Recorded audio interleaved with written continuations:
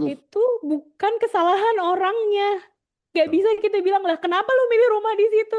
Salah sendiri beli rumahnya jauh banget. Gak bisa kayak gitu karena kondisinya itu sistemis.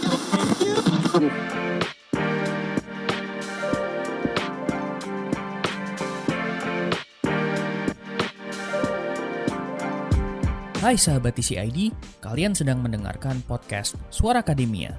Ngobrol seru isu terkini bareng akademisi. Zaman sekarang tuh hidup bukan zaman yang enak gitu Sobat TCID.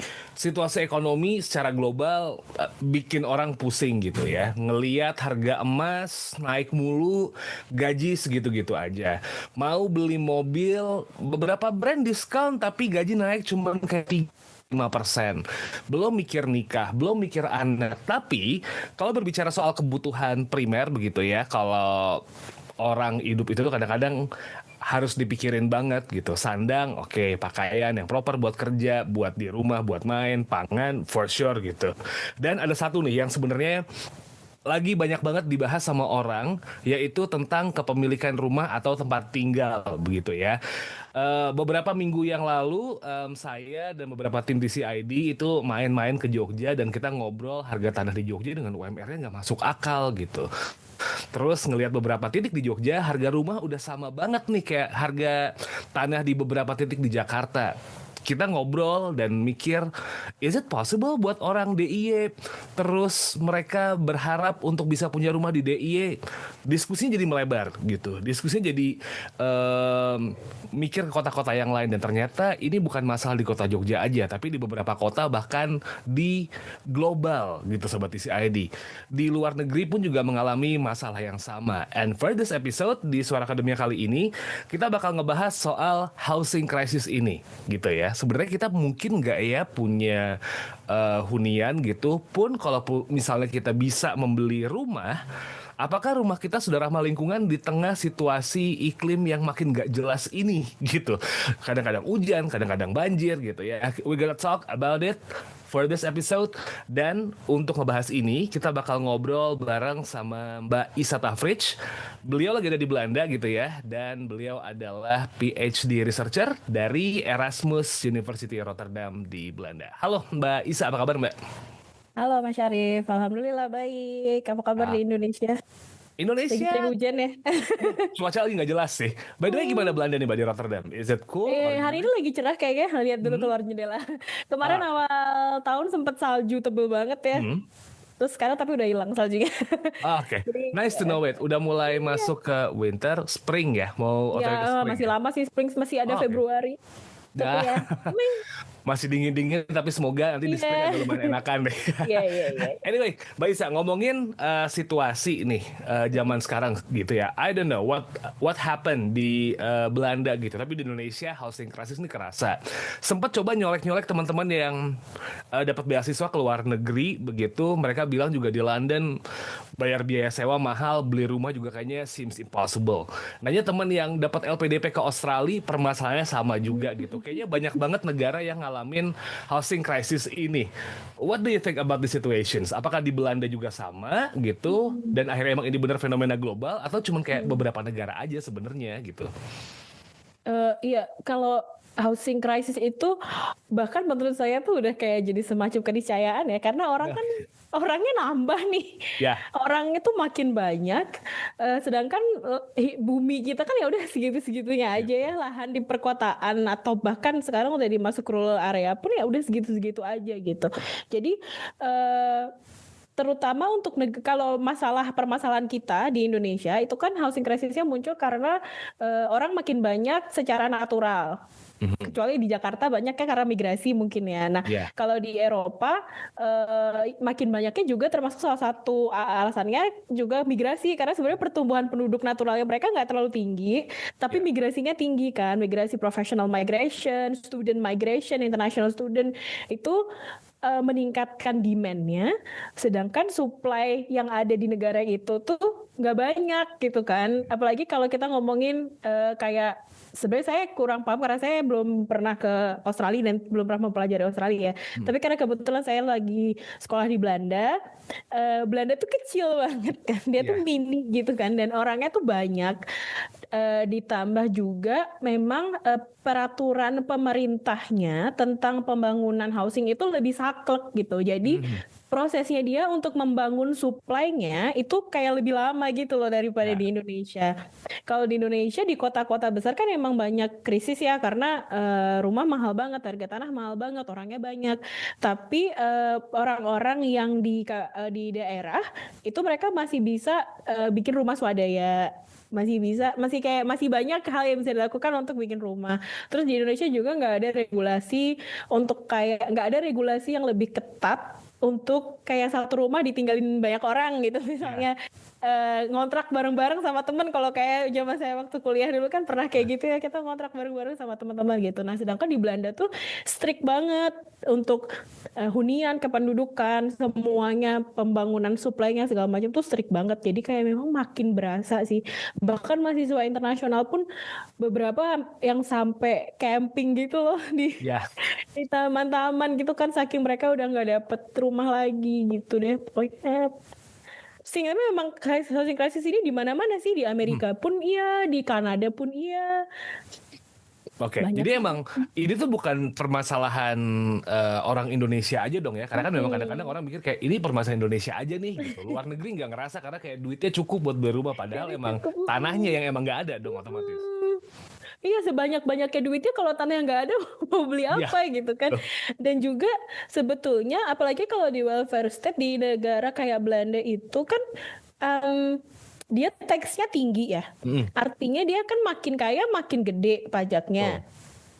Jadi tuh kayak jarang ada orang yang bener-bener kaya raya banget gitu loh. Kebanyakan itu memang mereka hidupnya nyaman karena fasilitas negara juga bagus, tapi nggak bisa yang kayak pengen punya rumah kayak di villa, rumah gedongan kayak di Iya. Pondok Indah gitu. Itu nggak bisa, di sini susah banget gitu. Oke. Jadi sebagian besar masyarakatnya nggak bisa kayak gitu. Jadi emang krisisnya ya nggak uang sebanyak apapun kalau nggak ada barangnya mau beli apa? Betul. Ini tuh dampak yang emang apa ya?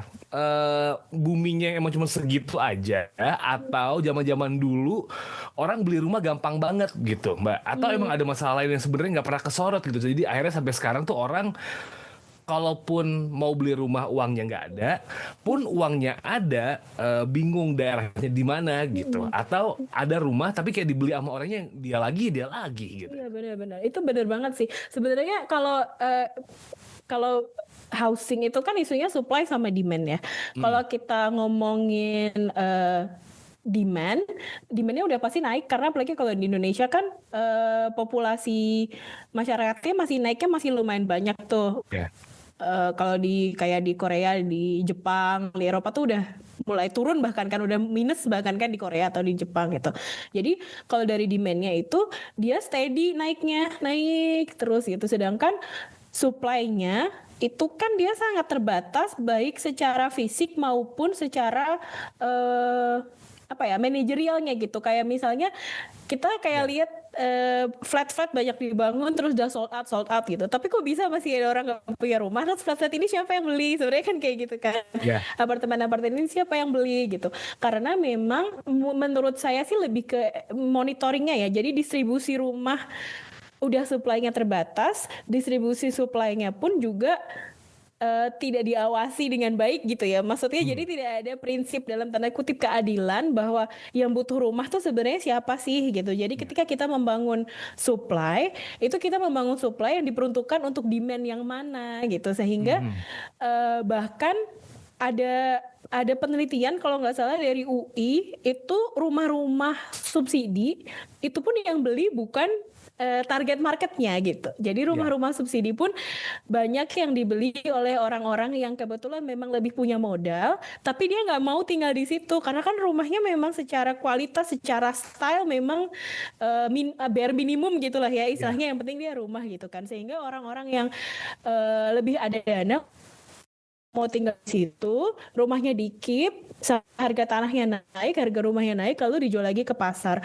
Yang beli siapa? Yang beli ya orang yang nggak punya uang itu. Terus gimana caranya gitu, sehingga jadinya memang kalau mau ngomongin masalah housing krisis, apalagi Indonesia itu kayak mau merunut kusutnya dari mana dulu yang mau diberesin itu emang cukup kompleks sih gitu. Jadi hanya bisa dengan misalnya pemerintah akan bangun 1 juta rumah per tahun gitu. Oke, di mana?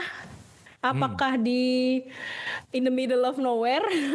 Apakah dengan kualitas yang baik? Apakah benar ada target marketnya? Apakah benar ini ditujukan untuk orang-orang yang memang membutuhkan rumah ini dan akan dengan senang hati di situ atau mana gitu? Kita kurang punya data, kurang punya knowledge tentang demand-nya, sehingga ketika supply berhasil dibuat pun nggak match gitu antara supply-nya seperti apa dan demand-nya kayak apa gitu. Wah, yang demand-nya banyak tuh adalah yang dekat sama fasilitas, lingkungannya bagus, habis itu apa lagi ya? Dekat sama tempat kerja begitu. Dekat tempat kerja, dekat stasiun. Dekat stasiun, kalau Jakarta iya dekat stasiun, dekat halte itu tuh. Itu wajib banget sih itu. Dengan situasi yang sekarang makin kesini makin gak kebeli dong, Mbak. Benar, makin gak kebeli karena juga sebenarnya kalau kita pikirkan dari urban planning secara umum, harusnya semua rumah itu dekat dengan sekolah, dekat dengan stasiun, dekat dengan tempat kerja, idealnya kan kayak gitu ya. Maka sebenarnya ketika kita membangun perumahan yang jauh dari mana-mana, itu juga sebenarnya harus dipertanyakan kenapa dibangun perumahan ini di sini gitu, sedangkan kita tahu lingkungannya itu tidak mendukung gitu. Kalau kementerian aja kan kita Kementerian Perumahan dan Kawasan Permukiman. Karena emang nggak bisa dipisah. Ya supporting aktris dan aktornya itu di sekelilingnya tuh kayak gimana kondisinya gitu. Jadi kayak banyak sebenarnya perumahan yang bahkan semi mewah ya, dibangunnya bagus banget gitu, klasternya tuh cakep gitu kan, ada kayak danau buatannya di tengah gitu ya. Terus kayak posisinya kayak di sebelah jalan tol kalau dilihat dari Google Maps gitu kan.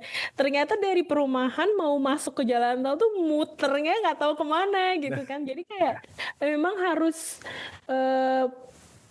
harus komprehensif atau dalam merancang menentukan di mana kita mau membangun rumah itu pun juga harus dipikirkan kan elemen pendukungnya di sekitarnya gitu.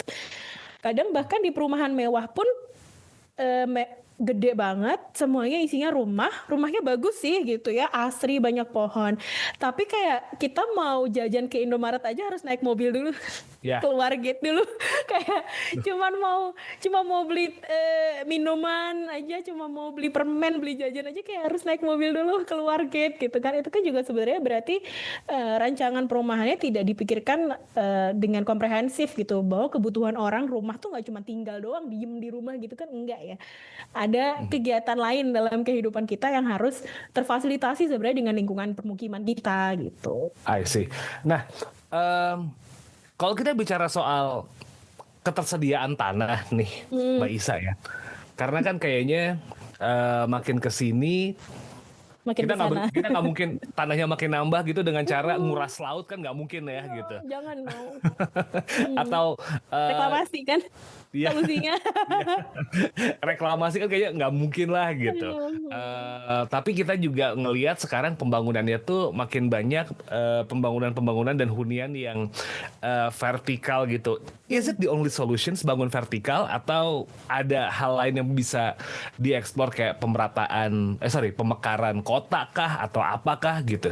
Sebenarnya secara global itu memang banyak kota-kota besar yang sudah sama sekali tidak memikirkan landed house ya. Indonesia doang kayaknya enggak sih. Banyak sih negara-negara lain, cuman memang trennya di Eropa bahkan udah dari tahun 1940 1950 itu sentrum atau urban kota, pusat kota itu memang dia tidak seharusnya punya rumah tapak karena tanahnya sangat terbatas. Dan tren apalagi di zaman sekarang ketika cari rumah sudah makin sulit, sebenarnya kan memang bagi saya ya, solusi paling rasional adalah dengan membangun rumah vertikal. Tapi yang dibayangkan rumah vertikal itu sebetulnya nggak harus tower. bentuknya. Oke. Bisa aja dia kayak kalau di sini di Rotterdam di Belanda itu yang bener-bener tower itu bener-bener kayak di circle tengahnya pusat kotanya banget gitu. Iya. Tapi di kotanya Rotterdam, Amsterdam, Utrecht itu biasanya rumah-rumahnya tuh mid-rise. Jadi sekitar 4 lantai, 5 lantai yang apa maintenance-nya nggak terlalu mahal.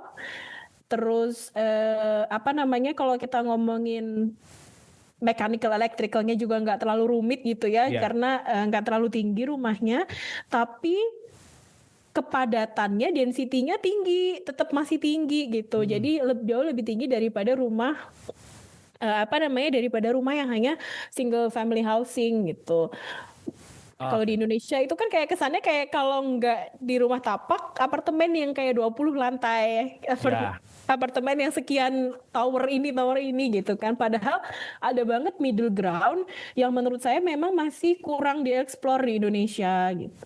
Terus ya kalau di Indonesia yang bikin orang enggan juga kan karena harga apartemen itu mirip ya sama harga rumah ya. Betul. Hampir sama gitu. Padahal kan pasti mikir dong, tapi kan aku nggak dapet tanah, aku nggak dapet sertifikat hak miliknya juga bukan hak milik tanah, biasanya kan hak guna gitu kan, karena dia kan nggak kayak ada struktur-struktur administratif dalam distribusi perumahan juga yang membuat orang tuh enggan beralih dari rumah tapak ke rumah vertical housing gitu, yang jadinya rumah tapak kan semua orang maunya rumah tapak gitu, bahkan gak apa-apa deh aku commute ke kantor 1,5 jam per sekali jalan, yang penting aku punya rumah tapak gitu kan. Itu kan masih menjadi pilihan banget nih buat masyarakat Indonesia gitu, terutama kalau di Jabodetabek ya.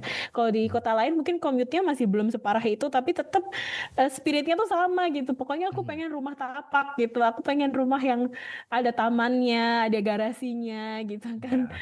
Jadi itu kalau bagi saya sih memang kenapa sih kita tuh kayak susah banget untuk beralih ke rumah vertikal gitu. Padahal rumah vertikal itu yang kalau melihat kondisi sekarang, apalagi di kota besar tuh kayak ya emang mau nggak ada lagi rumah tanahnya nggak ada gitu. Satu-satunya cara ya itu. Jadi pertanyaan keduanya apa ya Mas? Intinya kalau memang solusinya hanya rumah tapak gitu, nggak ada yang lain ya. Karena tadi pertanyaannya adalah ada solusi yang lain kah selain rumah vertikal atau nggak ada nih gitu. Pilihannya cuma itu doang gitu sekarang.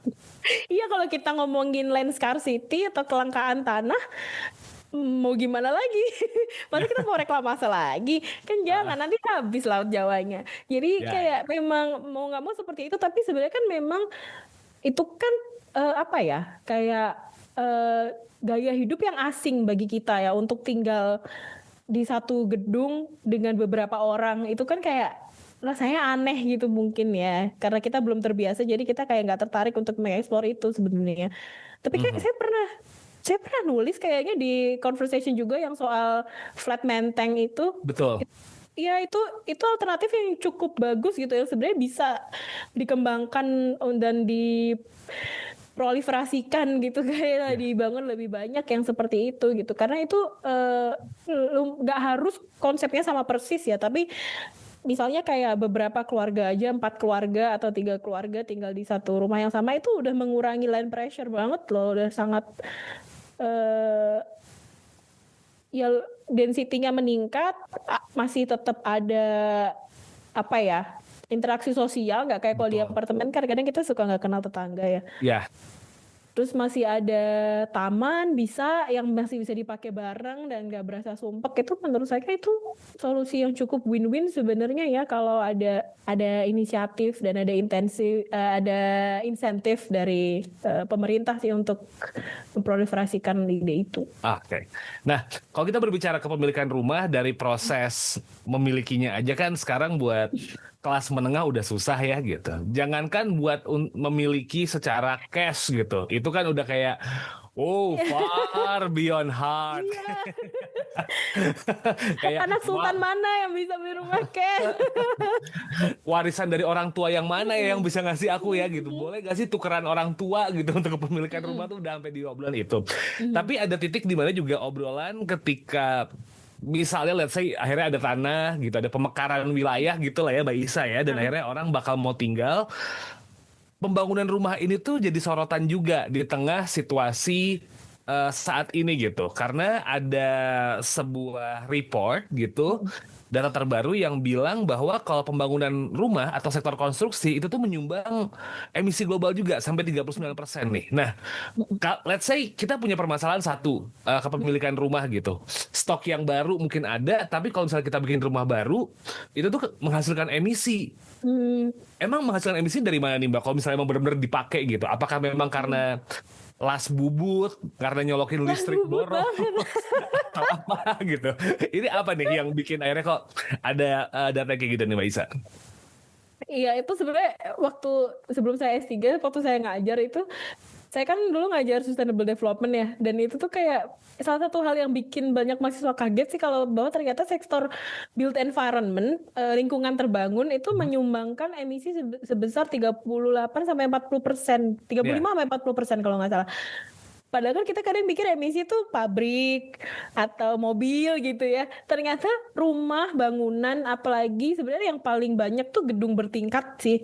Yang gedung yang gede gitu ya. Building yang apa namanya di pusat kota itu memang sumbangannya banyak gitu. Kebanyakan kan kita mikir apa sumbangannya banyak, apa emisinya banyak karena AC ya. Atau kalau di negara-negara 4 musim kan dia pakai heater, itu pakai gas biasanya. Itu juga mungkin emisinya banyak ya, apa karena lampu ya gitu.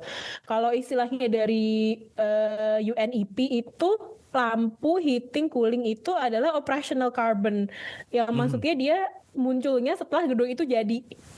Ya kan dia ya. kan sehari-hari dia akan menimbulkan emisi gitu. Nah, yang masih jarang dibicarakan itu sebenarnya adalah embedded carbon atau karbon yang ada di dalam gedung itu tanpa gedung itu operasional pun yang muncul sejak pembangunannya. Jadi kayak misalnya ada waktu gedung itu dibangun, pengolahan lahannya itu kan membutuhkan energi juga. Ya, tuh. Materialnya itu dibuat dengan kayak material-material konvensional kayak semen, baja, terus aluminium itu tuh proses pembuatannya tuh cukup carbon intensif gitu. Terus transportnya, materialnya itu kan dia kayak ada jejak-jejak karbonnya yang sebenarnya kalau diakumulasi itu ternyata banyak gitu. Dalam proses pembangunan pun kan dia butuh crane, dia butuh air yang banyak gitu kan. Jadi tuh kayak satu gedung untuk dia bisa berdiri itu embedded karbonnya itu juga gede banget sebenarnya. Kalau benar-benar mau dihitung rinci sebenarnya itu kayak di luar yang bisa saya jelaskan gitu ya. Tapi secara umum emang kayak gitu. Jadi ternyata gedung itu bukan cuman karena AC nih yang bikin bikin nggak eco-friendly dalam tanda kutip gitu ya. Tapi juga banyak banget dalam prosesnya yang menimbulkan karbon-karbon ini yang kemudian dibilang sampai 35 sampai ke 40% menyumbangkan emisi secara global gitu. Kayak gitu.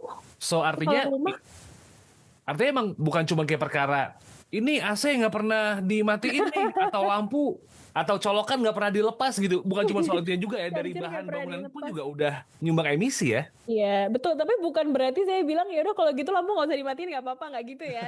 Iya.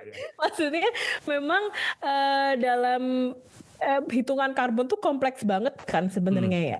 Jadi kayak emang banyak faktor-faktor dalam pembangunan itu yang membuat perhitungan emisinya itu bisa jadi tinggi gitu. Itu pun sebenarnya kalau kita fokus ya pada satu building gitu kan. Tapi sebenarnya kalau dari urban planning kan kita kan kayak agak zoom out gitu ya ngelihatnya. Pertimbangan kita kan juga kayak oke, kita habis karbon banyak di gedung ini untuk membangun gedung ini, tapi kita bisa minimalisir dengan pakai misalnya recycled material. Kita bisa minimalisir dengan pakai appliances atau elektronik yang lebih ramah lingkungan. Atau dengan kita membangun ini, kita meningkatkan density hunian dan mengurangi sprawling. Orang-orang akan lebih, karena dia dekat dengan pusat perekonomian, maka orang-orang akan nggak perlu lagi naik mobil sehingga mereka bisa jalan. Itu kita udah hemat karbon segini gitu. Jadi kayak harus ada trade off-nya gitu loh. Kita Iya. akan spend karbon di sini, but we also save these amounts of emission karena mereka hidupnya akan lebih secara jangka panjang hidupnya akan lebih dalam tanda kutip environmentally friendly gitu, walaupun dalam investasi di gedungnya ini cukup carbon intensif gitu. Kadang-kadang kan kita kayak harus nimbang-nimbang mana yang bisa dikorbankan gitu dalam pembangunan perkotaan I sih. see. Nah, artinya kan biasanya kalau dengan situasi yang kayak gini kan orang udah mulai nih pakai jargon-jargon green building, Iya. perumahan ramah lingkungan, itu sering Catnya muncul hijau nih. gitu ya. Kok jadi kayak masjid semua ya di sini? Iya benar. Gitu kan kayak gitu. Jargon green building belakangan sering banget dipakai sama developer gitu, buat jualan quote unquote. Tapi sebenarnya kalau kita ngomongin soal pembangunan rumah ramah lingkungan, itu tuh yang gimana sih sebenarnya kalau misalnya kita ngomong definisi ini nih, Mbak Isa gitu? Karena orang kan selalu identik ramah lingkungan itu tuh, as far as I know ya gitu, kayak penggunaan listriknya nggak perlu jadi lebih banyak-banyak. Jadi kayak misalnya ceilingnya lebih tinggi, ventilasinya bagus, itu udah ramah lingkungan karena kurangin penggunaan listrik gitu. Apakah cuma sesimpel itu? Atau lebih luas dari itu tuh? Karena biasanya cuma mikirnya, oh kalau perumahan hemat ramah lingkungan, konsumsi listriknya kurang, pencahayaannya bagus, tinggal kasih banyak jendela, ceilingnya tinggi, selesai. Atau yang gimana? Rumah tinggal, rumah tapak secara spesifik itu memang ketika kita banyak jendela, ceilingnya tinggi, itu udah membantu banget. Kalau istilah dalam arsitektur itu kan passive design ya, desain elemen-elemen rancangan rumah yang kita nggak harus ngapa-ngapain, udah bikin penghuninya nyaman. Jadi lampu itu kan ada, lampu AC, kipas angin itu kan ada untuk membuat penghuninya nyaman. Yang dikontrol adalah comfort level kan untuk penghuninya yang ada di dalam rumah itu. Nah, kalau kita pakai appliances, itu kan berarti kita ada konsumsi energi. Tapi kalau kita nggak pakai appliances, kita tetap bisa nyaman tanpa ada konsumsi energi. Jadi memang secara langsung, walaupun saya nggak bisa bilang pasti persentasenya berapa persen, itu memang sudah berkontribusi terhadap yang disebut sustainable atau green housing ini. Ini kalau di arsitektur itu kan mungkin pernah dengar juga kayak arsitektur tropis gitu kan, arsitektur karena kita kan ada di Indonesia, jadi arsitektur itu sebenarnya harusnya arsitektur tropis yang kayak banyak pohon untuk biar nggak terlalu panas, ceilingnya tinggi, bener kata Mas Syarif tadi, ceilingnya tinggi, jadi nggak harus AC terus tiap hari gitu, terus kayak banyak jendela supaya nggak harus pakai lampu terus gitu. Tapi kan memang kenyataannya ketika sudah diterapkan itu kan sulit ya, karena rumah di Indonesia itu apalagi yang mass produce, rumah-rumah perumahan itu kan nempel-nempel tuh sama tetangga. Kesempatan dia untuk bisa buka jendela kan cuma di depan sama di belakang ya. Kanan kiri kan rumah tetangga nih, kita nggak boleh buka jendela ke tetangga kan. Jadi cuma depan belakang.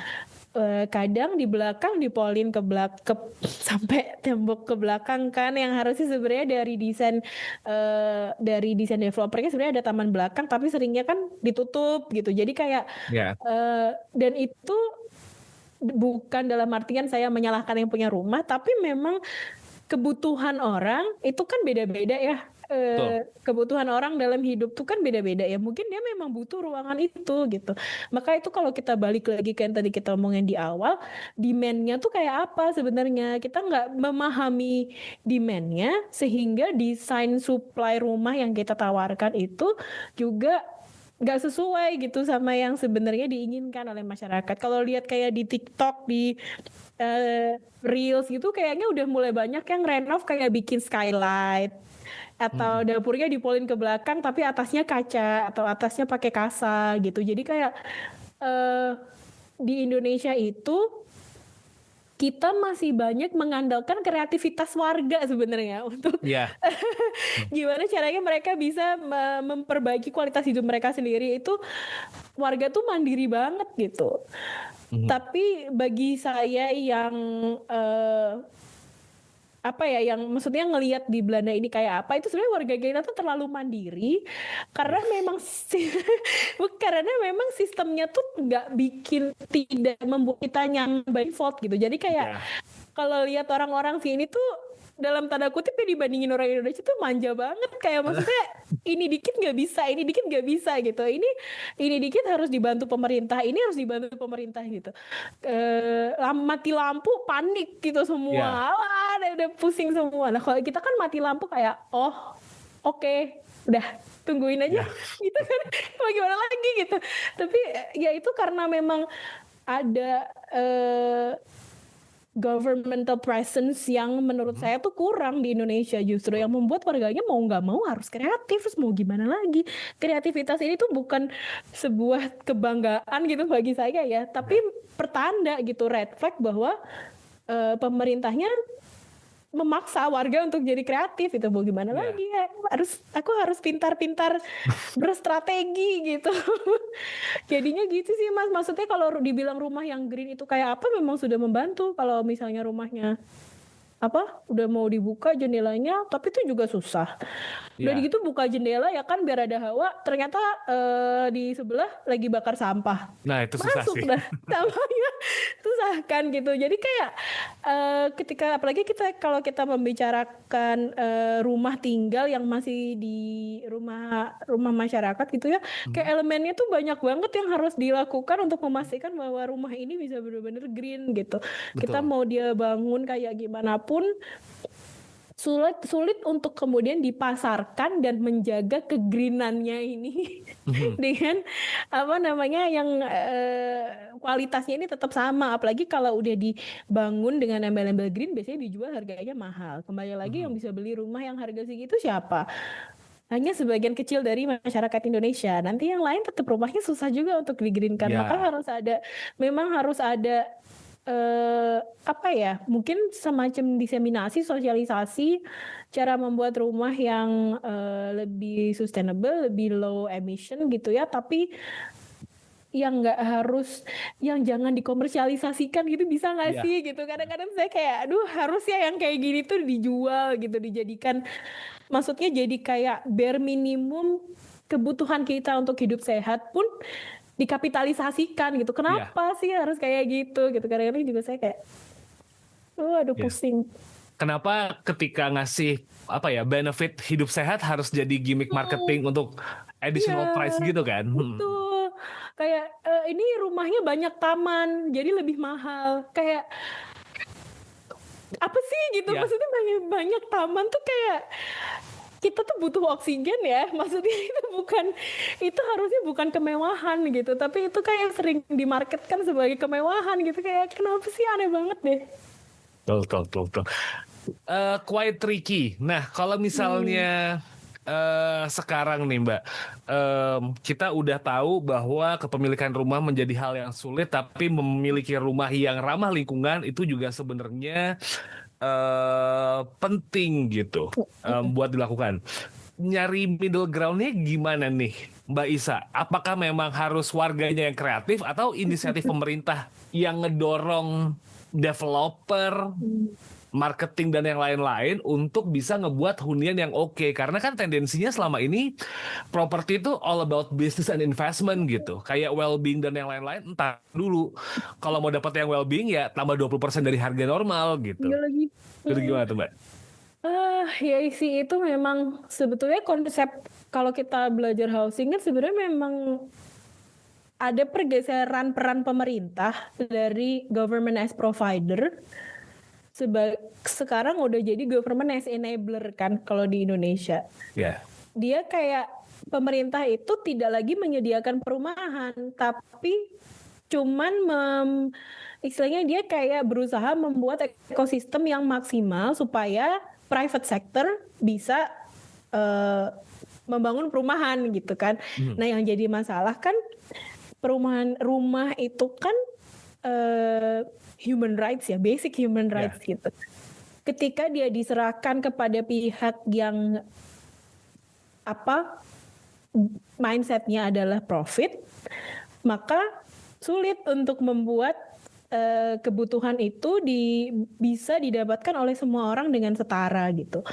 Kalau ditanyanya ke saya, mungkin ya nggak tahu ya, mungkin ada yang nggak setuju. Saya cenderung merasa bahwa karena perumahan itu adalah basic human rights, maka aktor utamanya adalah pemerintah.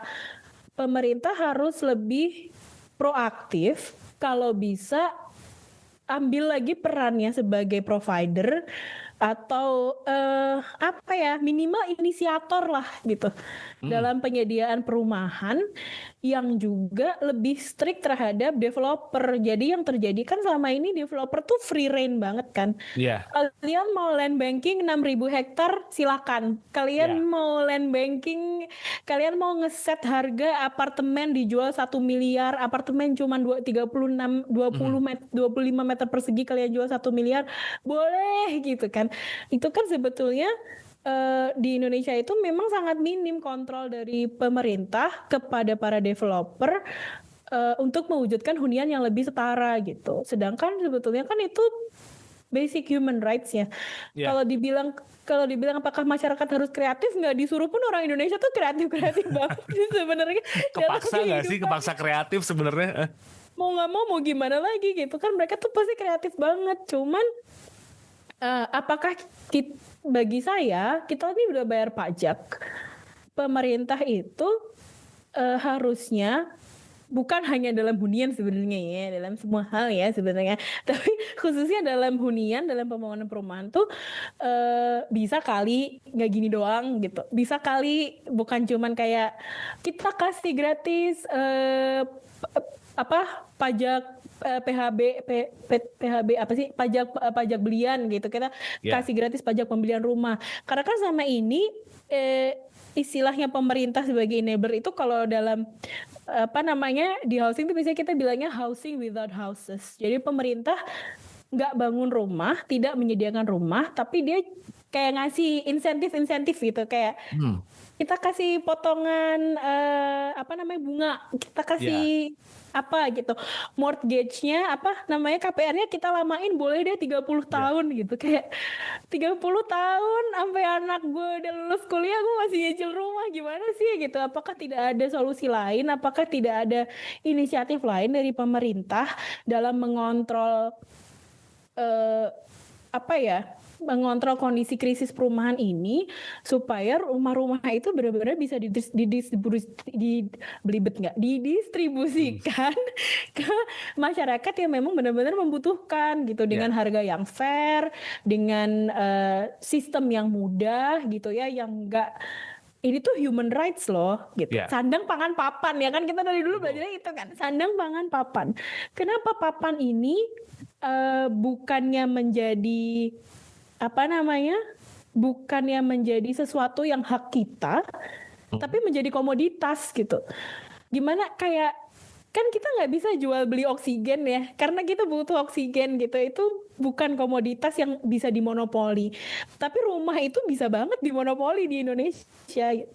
Sehingga kayak kalau ditanya apa yang harus dilakukan, saya sih pengennya pemerintah ya yang lebih tegas gitu, atau lebih hadir lah istilahnya ya di semua cycle perumahan, dari konsepsinya, dari pembangunannya, dari distribusinya, regulasinya, pengawasannya, sampai ke akhir kemudian nanti misalnya penggunaannya oleh warga, misalnya menentukan apa aja renovasi yang bisa boleh dipakai dan apa aja renovasi yang nggak boleh dilakukan, misalnya kayak gitu, pemakaian IMB apa segala macam. Kayak ayo dong hadir supaya dalam hunian ini tuh masyarakat tuh nggak harus kreatif gitu. Bisa nggak? Aku tuh kayak, aku nggak pengen kreatif, aku pengennya diurusin.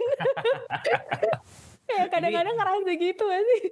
Teriakan ke pemerintah buat masalah rumah ya, urusin kita Pak, kita juga pengen punya tempat tinggal gitu. Bener. Boleh nggak sih saya tuh kayak kebayang ya, untuk sebagian besar masyarakat kelas menengah, apalagi di Jabodetabek, saya bisa ngomong karena saya ngeriset ini, kayak berangkat dari rumah jam 6 pagi, sampai rumah jam 9, jam 10 malam.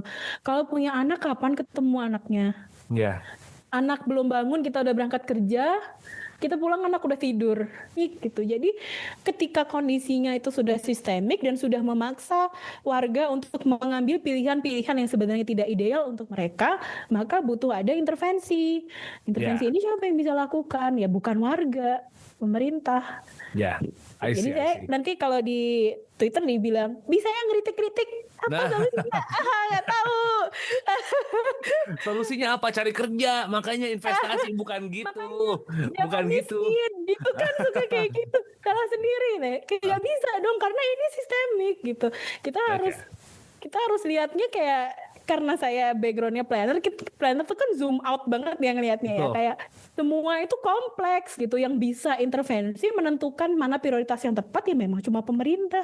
Warga mah saya komentar doang emang. Ya, kalau nggak komentar ya beli. Kalau nggak bisa Makanya beli ya udah diem kan, cuma disuruh gitu doang kitanya. kan nggak bisa gitu harusnya gitu. Tapi gimana ya? Itu lumayan seru nih. Tapi kayaknya kita udah mau masuk di ujung obrolan nih, Mbak Isa gitu. Permasalahan rumah ini kan banyak banget ya gitu. Ketersediaan rumah, habis itu cara kita mengakses untuk kepemilikan rumah juga nggak gampang karena harganya makin tinggi. Belum lagi soal isu lingkungan dari pembuatan rumah sampai juga nanti rumah itu tuh gimana tuh apa ya? Jadi 3 hal yang jalannya bareng gitu. Karena keterbatasan lahan, harga tanah yang semakin tinggi juga. I don't know, ini jadi bubble yang bakal pecah atau tetap gini-gini aja. We'll never know. Lingkungan juga jadi hal yang perlu kita peduliin gitu. Nah, dari 3 hal ini, mungkin ada yang sempat belum tersampaikan nggak nih Mbak Isa ngomongin soal isu housing crisis ini nih yang kayaknya nggak tahu deh, ini kayaknya 20-30 tahun ke depan juga masih jadi isu deh kayaknya deh gitu. Iya ya, serem ya. Sebenarnya sih kalau di sependek pengetahuan saya, asik.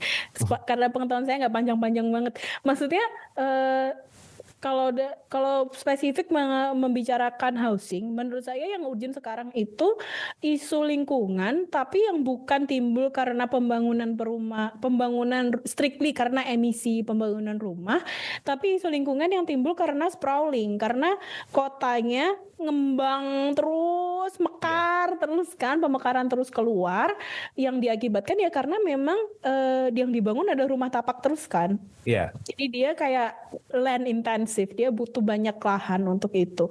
Yang terjadi adalah makin mekar, jadi orang-orang makin belinya makin jauh keluar, sedangkan kantor mereka nggak pindah. Betul. Kantornya tetap di Jogja pun sama kan, kantornya ya di Jogja. Sleman lah paling nggak itu kan. Tapi rumahnya bisa udah nyampe Gunung Kidul, rumahnya udah bisa nyampe Klaten, bahkan ada yang dari Magelang, dari mana gitu kan. Karena kotanya akan selalu mekar ketika nggak kemudian dipadatkan lagi gitu. Jadi isu lingkungan yang timbul karena perumahan yang kompleks ini bukan hanya dari carbon emission pembangunan perumahannya saja, tapi karena ketika kayak gitu kita dipaksa untuk transport. Ketika public transportnya nggak robust, nggak kuat, karena kita dipaksa pakai mobil pribadi. Kalau kita pakai mobil pribadi, macet. Kalau macet solusinya apa? Bikin jalan tol. Bikin jalan tol itu investment, itu karbon intensif juga. Ketika dibikin jalan tol, orang-orang makin mikir, wah sekarang udah nggak macet, jadi aku nggak mau naik KRL lagi, aku mau naik mobil aja. Makin naik mobil, macet lagi, bikin jalan tol lagi. Terus kayak kapan selesainya gitu kan? Jadi kayak saya nggak bilang ini solusinya gampang. Ya udah kalau gitu bikin apartemen aja. Mungkin memang tidak semudah itu karena emang ngurusin hidup Jabodetabek itu orangnya 32 juta ya. Itu lebih gede daripada orang sebelanda. Belanda itu cuma sekitar 20 juta. Jabodetabek tuh orangnya banyak banget, pasti maunya beda-beda. Tapi kan dalam konsep perancangan kota itu kan rumah itu kan bagian dari kota ya. Nggak bisa dilihat rumah aja gitu. Tapi kan dia bagian dari satu ekosistem perkotaan, itu memang harus secara holistik sih. Saya yakin lebih banyak expert lain atau akademisi lain yang jauh lebih paham tentang ini daripada saya gitu. Tapi maksudnya yang jadi masalah bagi saya adalah kecenderungan untuk melihat isu-isu ini tuh sebagai isu-isu yang berdiri sendiri gitu. Kayak macet, solusinya bikin tol. Padahal macet itu kan nggak mendadak ada gitu kan. Macet itu kan pasti ada ujungnya gitu. Jadi kayak diselesaikannya sendiri-sendiri sehingga akhirnya nggak nyatu gitu solusinya. Makanya kalau ditanya apa yang kira-kira belum ke cover, mungkin kayak perlu zoom out sedikit untuk ngelihat lagi sebenarnya tuh isu ini tuh irisannya ada di mana sih, dan gimana sih cara kita bisa menyelesaikan semuanya dengan membuat sesuatu yang lebih berkelanjutan, lebih sustainable, lebih green gitu ya. Tapi juga memenuhi hak-hak masyarakat, tapi juga mengurangi tekanan terhadap lingkungan dan seterusnya gitu. Dengan ya itu yang kayak lebih bisa nggak sih ini kementerian-kementerian ini ngobrol aja gitu? Ya. Kadang kayak ngobrol dong gitu, tolong banget nih gitu, nanya kayak gitu sama temennya gitu, ini gimana ya enaknya ya gitu loh, supaya lebih Lebih komprehensif. connected dan solusinya tuh pack gitu ya, nggak mencar-mencar. I see. Betul. Oke, menarik bahas ini. Ini bisa kayak lebih lama dari episode ini, tapi kayaknya kita udah selesai buat ngebahas semuanya. Mbak Isa, thank you so much for your Iya. time, udah nyempetin waktu kali ini buat ngobrol. There's kayak tons of things to discuss sebenarnya bahas hal ini, tapi ya nggak cukup di episode ini aja. Maybe on another episode kita bisa bakal bahas ini lagi. So Mbak Isa, once again thank you so much, dan juga Sobat TCID terima kasih sudah mendengarkan episode kali ini gitu ya. Semoga bisa nambah insight baru. We are signing out. Once again, thank you so much. Saya Muhammad Syarif. I'll see you next episode. Wassalamualaikum. Kalian telah mendengarkan podcast Suara Akademia, ngobrol seru isu terkini bareng akademisi.